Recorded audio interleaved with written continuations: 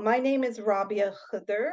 I'm the National Director of Disability Without Poverty, and I also take on many other roles, including being one of the founders of Race and Disability Canada and the CEO of Dean Support Services. I'm speaking to you from Mississauga, Ontario, Canada. Now, in this brief video, I am going to talk to you about disability without poverty as a movement, how we emerged, and why we emerged, what we did along the way in this journey to date, what our ultimate goal is, and what some of the tips and tricks that we've learned through this journey that might benefit you in the work that you do when it comes to improving quality of life of people with disabilities, and particularly people with disabilities from various communities who are calling Canada home in recent years. So disability without poverty was a conversation happening without a name for many, many years on the West Coast and in different parts of the country, in different pockets, because people with disabilities have always lived in poverty if they are not able to be gainfully employed full-time with a decent wage.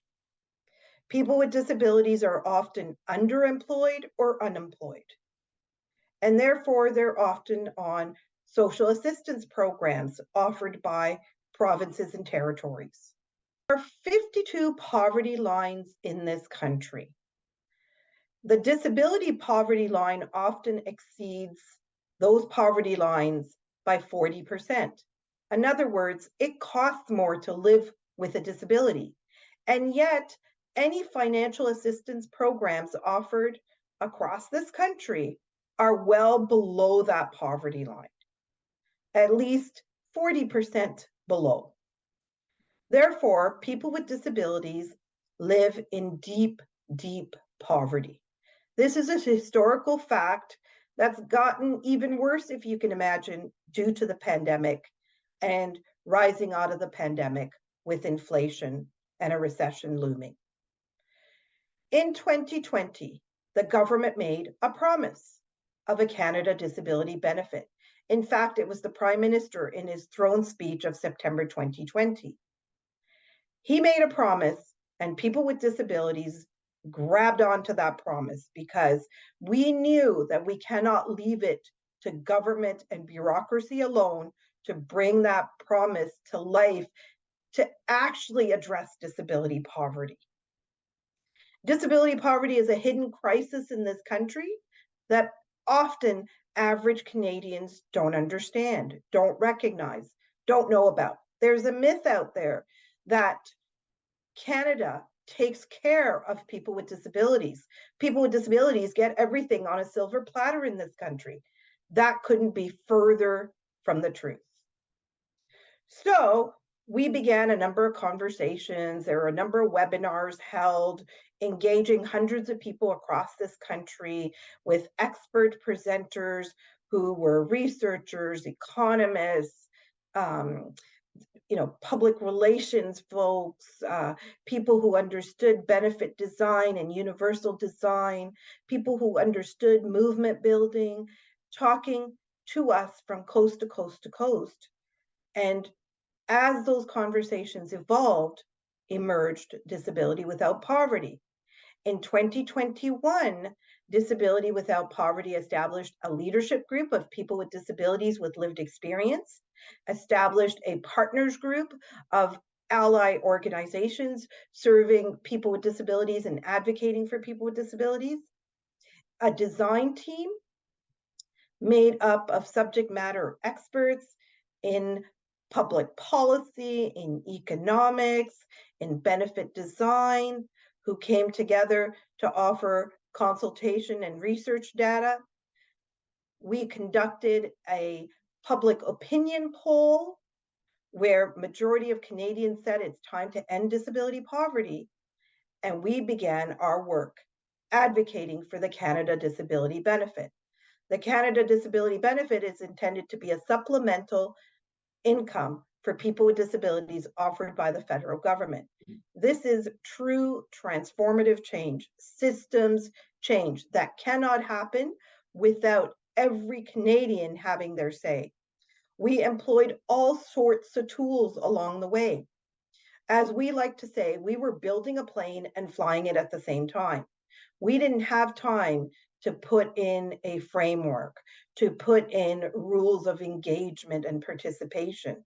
We just did the work, and we were at the mercy of the timetable of Parliament Hill, and we just went with it. So government introduced the first bill named C-35, and C-35 was dissolved in 2021 along with the government because an election was called. We began educating people about party platforms, and we began educating people in different languages. Our leadership table is made up of people with lived experience from across this country, from diverse backgrounds with different disabilities. And we got our leaders to record in various languages, including Punjabi, Hindi, Urdu, Somali, Italian, French, Mandarin. And we put these messages out telling people, go vote. I'm a person with a disability and I need you to vote. We encourage them to get to know party platforms and cast their ballot because every vote counts.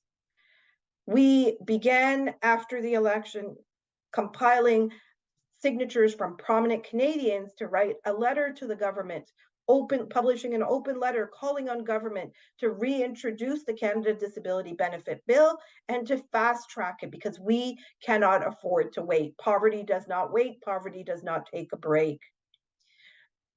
In that process, we published numerous opinion editorials in newspapers. We did all kinds of media appearances. We put out all kinds of press releases. We carried forward with webinars, engaging artists with disabilities. We held educational webinars to help people understand what the process is of a bill becoming law. We did a petition to engage people. All this effort kept front and center in the headlines disability poverty and the Canada Disability Benefit. We learned that stories appeal to people. Canadian values cannot live with people struggling with poverty. Canadian values force Canadians to examine and want to do something better. So it's important that we involve everyone from grassroots communities to fully participate, to share their experiences, to provide input and advice if we are truly to affect transformative change. Change is not led from the top. Change is not led by people who are serving people. Change is led by people who are being served by the programs and services and proposed programs and services and supports that we advocate for.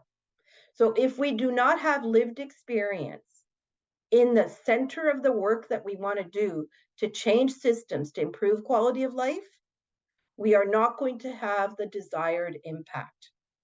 Disability Without Poverty has a clear vision to end disability poverty through the Canada Disability Benefit.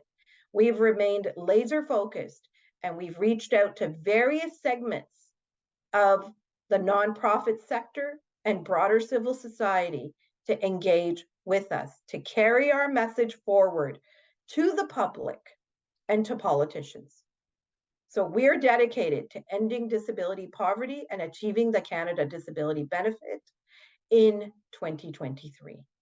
This journey to end disability poverty, especially when we're serving immigrants, newcomers, refugees, and even people who have been here but aren't quite settled, aren't quite aware of how to navigate our system, it is really important that we understand and appreciate their lived experience.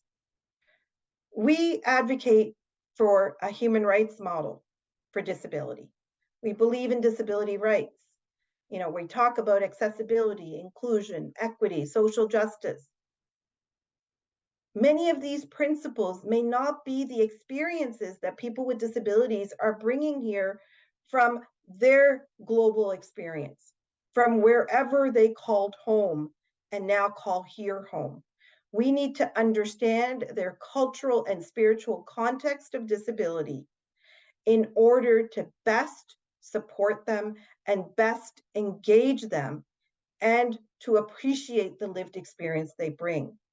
We need to reconcile our understanding of rights and responsibilities toward people with disabilities with the lived experience and understandings that other people are bringing through their journey of migration to here. Just because they land in this country, it doesn't mean that through a revolving door, they magically unlearn everything that they had through their lived experience and can suddenly deep dive into our value system around disability rights and social justice. So again, learning the context that people bring with them, the social locations that they carried to their new location is really, really important if we are to effectively serve them and effectively engage them in policy change.